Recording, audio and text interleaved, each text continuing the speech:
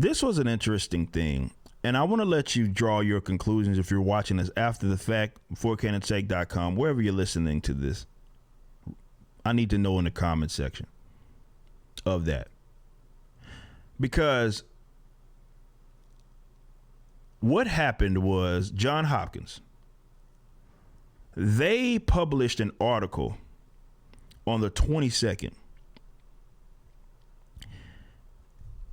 And it basically showed how the impact of,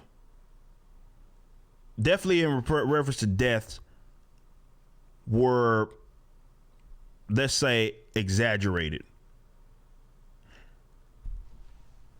Interesting enough, they took it down. Now, I got it, of course, and they still show that it's available. But think about that. Think about that. Johns Hopkins, which is supposed to be reputable, definitely in the age of medicine, the modern medicine and science. Okay?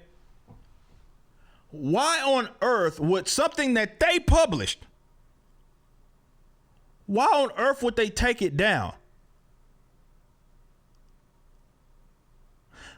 Now we're gonna read what conclusion they came to, and this is what's starting to happen, guys. We talked about the Danish study, where RCTs and other types of studies are starting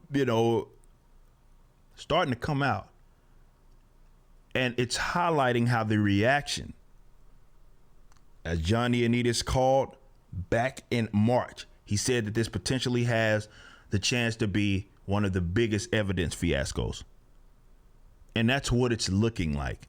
A big evidence fiasco. Of course, led by governments around the world. But think about that. They themselves published it and they took it down. Not someone or some other medium took it down. They took the bitch down. And they were the ones that published it. It says, editor's note, after this newsletter published this article on November the 22nd, it was brought to our attention that our coverage of Genevieve Buran's presentation, COVID-19's deaths, look at U.S. data, has been used to support dangerous inaccuracies that minimize the impact of the pandemic. Like, basically, oh shit, y'all honestly analyzed what we had said, and yeah, y'all are now knocking. It's almost like someone even above them gave them some marching orders and said, nah, man, this is going to allow people to wake up to this bullshit. You need to take it down.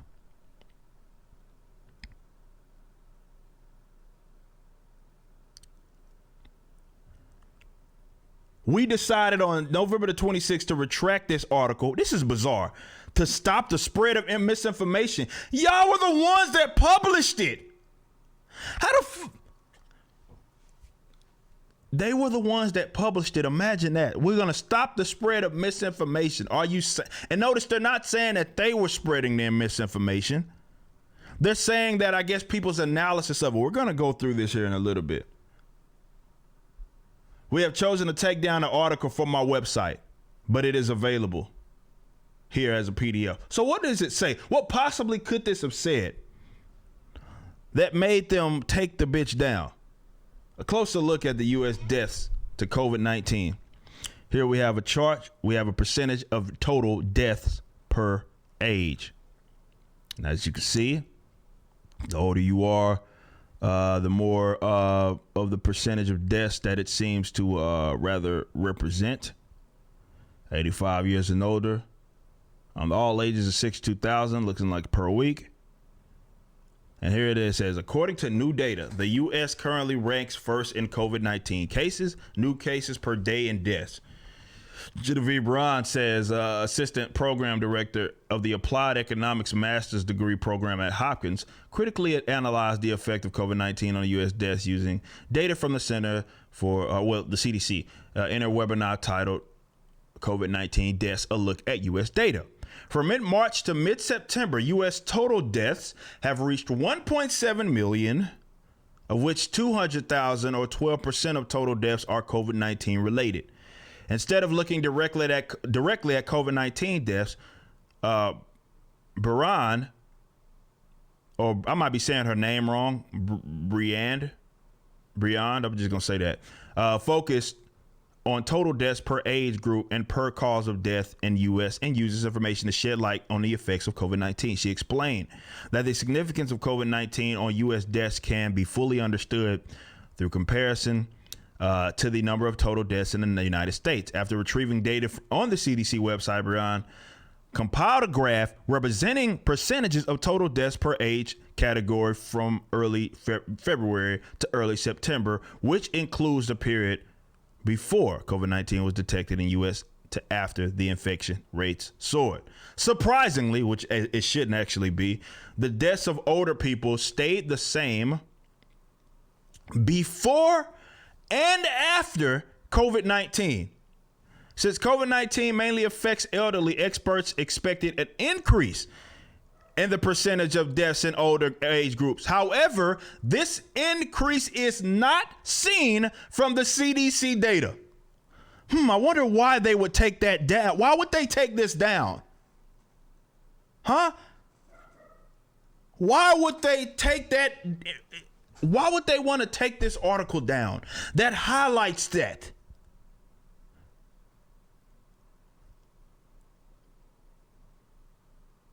The reason we have higher number of reported COVID-19 deaths among older individuals than younger individuals is simply because every day in the U.S., older individuals die in higher numbers than younger individuals. No shit. Brian also noted that 50,000 to 70,000 deaths are seen both before and after COVID-19, indicating that this number of deaths was normal long before COVID-19.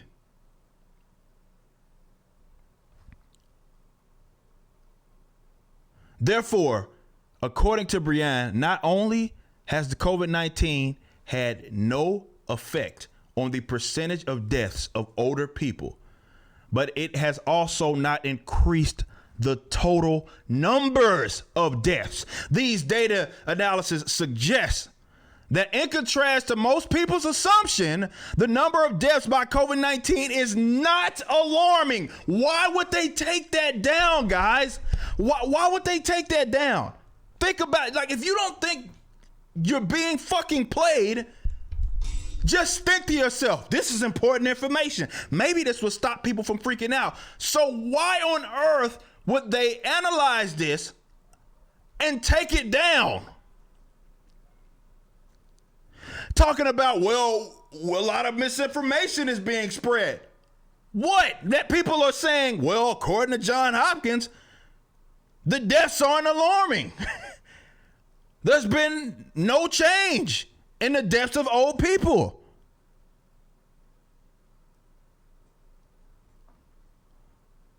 This comes as a shock to many people, not to me. How is it that the data lies so far from our perception? I could draw some inferences. I've been ahead of this since fucking March.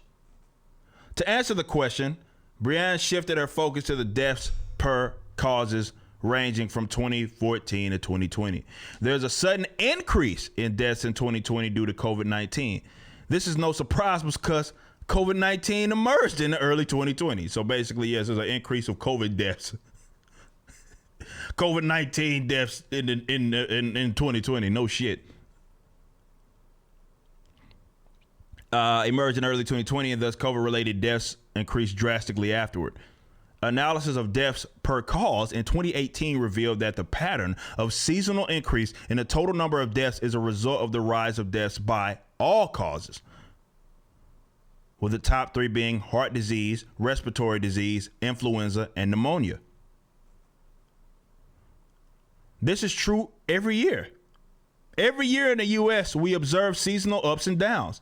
We have an increase of deaths due to all causes. Again, as I'm reading this, you have to think to yourself, why on earth would they take this shit down? When Brianne looked at the 2020 data during the seasonal period, COVID-19 related deaths exceeded deaths from heart diseases. This was highly unusual since heart disease has always prevailed as the leading cause of deaths.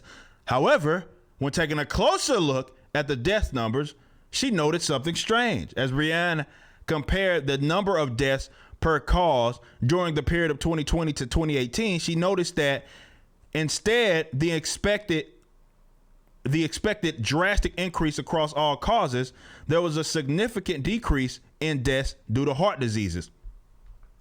Basically, they swapped. Even more surprising, as seen in the graph below, this sudden decline in deaths is observed for all other causes.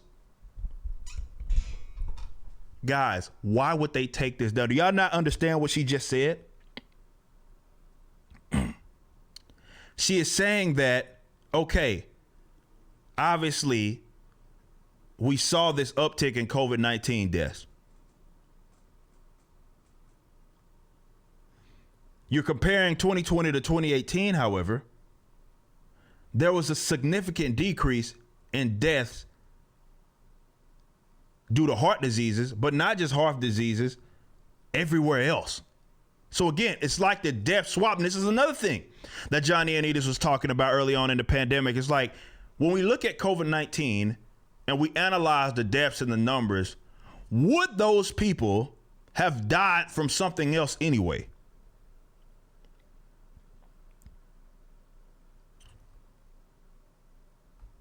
This trend is completely contrary to the pattern observed in all previous years. Interestingly, as depicted in the table below, the total decrease in deaths by other causes almost exactly equals the increase in deaths by COVID-19. This suggests, according to Brianne, that the COVID-19 death toll is misleading. Brianne believes that the deaths due to heart diseases, respiratory diseases, influenza, and pneumonia may instead be recategorized as being due to COVID-19. Holy shit.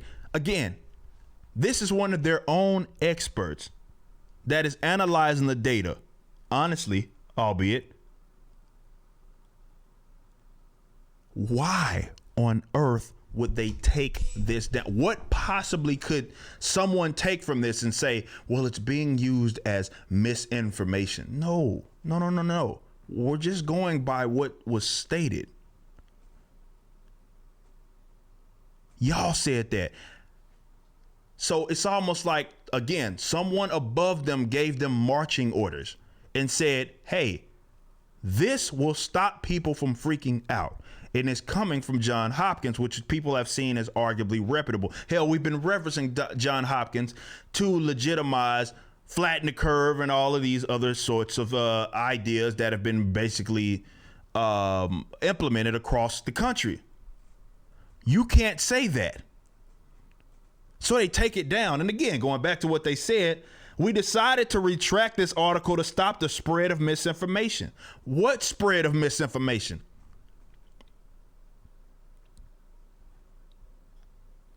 The CDC classified all deaths that are related to COVID-19 as simply COVID-19 deaths.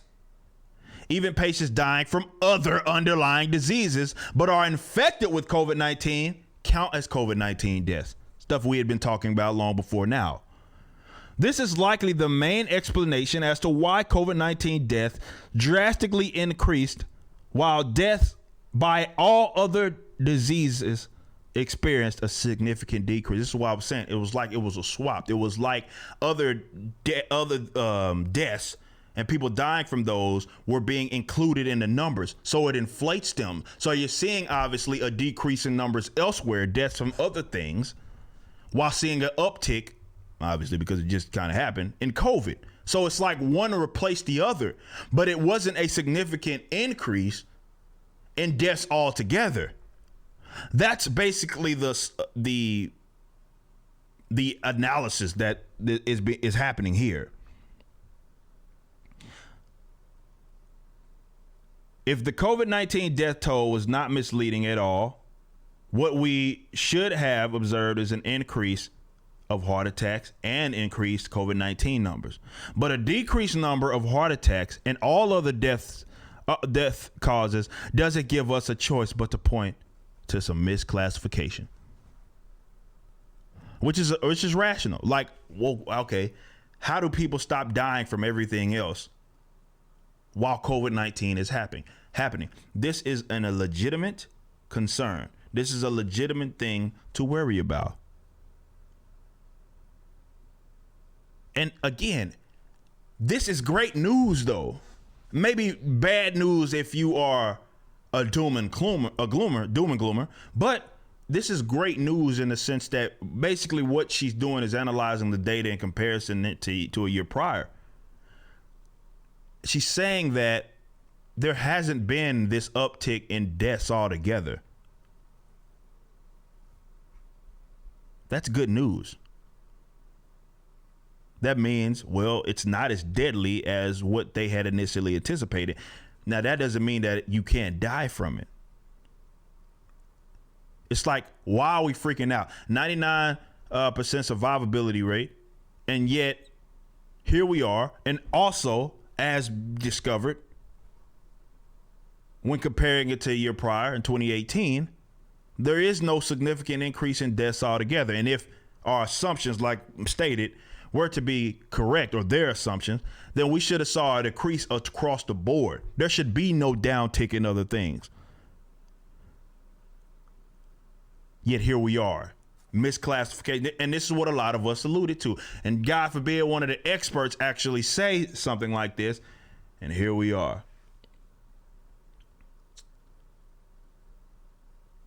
In other words, the effect of COVID-19 on deaths in the U.S. is considered problematic only when it increases the total number of deaths or the true death burden by a significant amount, in addition to the expected deaths by other causes. Since the crude number of total deaths by all causes before and after COVID-19 has stayed the same, one can hardly say, in Brienne's view, that COVID-19 deaths are concerning. Why would they take this down?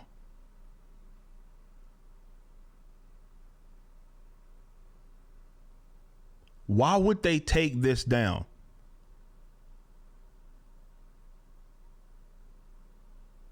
According to Brienne, the over-exaggeration of COVID-19 death number may be due to the constant emphasis of COVID-19 related deaths and the habitual overlooking of deaths by other natural causes in society.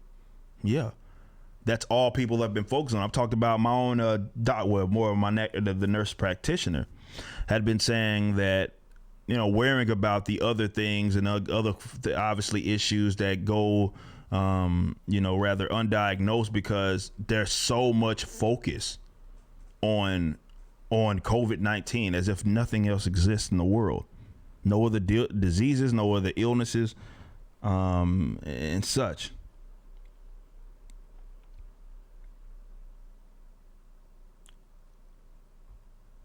When asked whether the public should be informed about this exaggeration of numbers, which, of course, should not be a question, what should they be informed? What do you mean, should they be informed?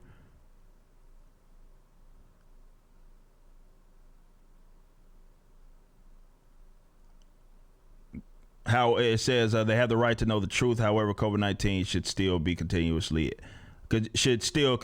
be treated as a deadly disease and safeguard to the vulnerable population. It's almost like people have been saying that from the get-go, that maybe if you are to try to save a particular population, you save the vulnerable population, not the people, I don't know, that have a 99% chance of survival. Hell, old people, even some old people have a high chance of survival. This is unbelievable. As John Ioannidis said, it was one of the biggest evidence fiascos, but more importantly, you are seeing how they don't want this information to be understood and analyzed. Instead, they want you scared. It legitimizes all the authoritarian bull crap that they've been implementing throughout this entire course of this pandemic. It makes absolutely no sense whatsoever that they would take this article down, unless they specifically want you to remain scared. Talking about some misinformation that is being spread, that people are using the article to spread misinformation. Bull crap. They just want you scared. And as more people analyze data, you're starting to see that the numbers, they funky, man. But unfortunately, they are using them to gain and maintain control, power, and they need you to be scared to damn death to do that, because all of this comes off as absolutely nonsense. Absolute nonsense in the event that you understand what's going on, but they don't want you to understand, and that's why they retract the article. It's incredible.